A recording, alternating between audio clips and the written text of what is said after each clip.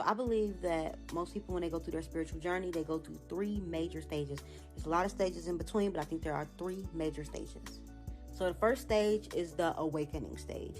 This is when you start to intuitively know that your inner world and your outer world are directly related. This is usually brought about by a ton of suffering and this desire to stop suffering. So you come across information and it just makes sense to you. All the spiritual information just starts to click. And this is the knowledge stage. You're getting a lot of knowledge. And you're starting to also see intuitively that this knowledge is making sense. You see it in everyday occurrences. And before you know it, you start applying it. So stage 2 is the application stage. This is when you start to apply all of the information that you are starting to learn, and you start to see the shifts in your reality, and your suffering starts to diminish because you are detaching from your negative experiences and you are attaching more to your positive experiences, and this is causing you to raise your vibration, raise your frequency, and before you know it, your reality is reflecting this back to you. So you know yourself as the creator, and yeah, all the knowledge that you are applying is paying off and things are going really well for you. The third stage is just a stage of acceptance. It's when you are no longer attached to your positive experiences or your negative experiences.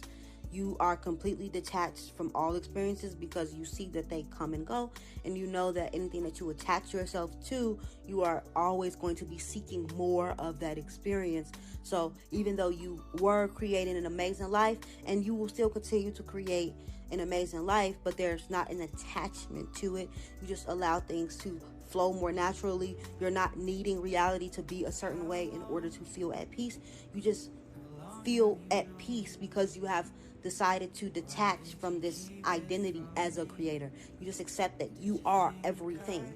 There is no me, the creator, and my creation. There is no separation between the two. There's just what is appearing, and then there's a separate self that comes up and claims the experience. And in that, that's how an identity gets created. That's how attachment and desires and all those things are created. But you don't condemn these because there's no reason to condemn what's going to be. There's just this acceptance of what's appearing, and in that you experience peace, like true peace that's not reliant on your external environment to be anything other than what it is. Now, when you get to the third stage, it does not mean that you stop being a creator. There's a realization that there's no you that can decide to do that anyway. Life is going to do what life is going to do. And really, you're the observer watching it all go down. So the you that you believe yourself to be is still going to go out in the world and fulfill its desires and, get from point A to point B and create and live and love and cry and all the things. All those things are still going to happen. It's just going to happen from a very detached place. Like you just surrender to the experience, and you realize that that's really the way out of suffering, not by trying to make your reality better or aligned with this idea that you have about how it should be, but by surrendering to everything that's going on.